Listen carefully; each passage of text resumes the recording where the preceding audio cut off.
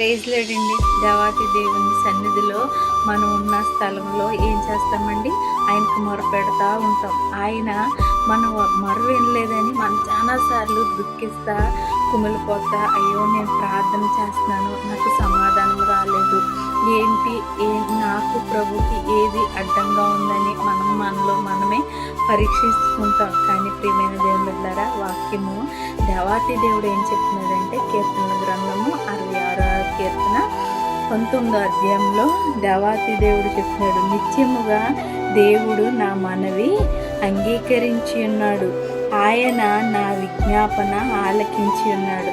ప్రియమైన దేవుని బిడ్డలారా, మన విజ్ఞాపన ఎవరు వింటున్నారండి? మన దేవాతి దేవుడు యేసుప్రభు వారు వింటున్నారు.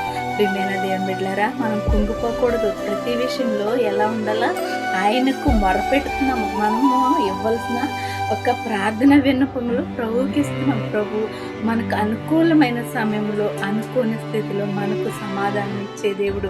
కానీ కుంగిపోకూడదు. ప్రియమైన దేవుని బిడ్డలారా, ప్రార్థన పరిస్థితులను మారుస్తుంది. కానీ నిత్యము నువ్వు ప్రభు సన్నిధిలో నిత్యము ప్రార్థిస్తూ ఉంటే ఆ ప్రతిఫలము ఇప్పుడే మనం ప్రార్థించాం కదా, ఇప్పుడే జరగాలని రూల్ ఏమీ లేదు. కానీ నువ్వు ప్రార్థించిన 2 రోజులకు జరగవచ్చు, 3 రోజులకు జరగవచ్చు, ఒక 4 days తర్వాత, లేదంటే 1 week, లేదంటే 1 month, ఈ లోపల దేవుడు మీకు అద్భుత కార్యం చేయకుండా ఉండడు. కానీ నువ్వు నిరాశ పడకూడదు.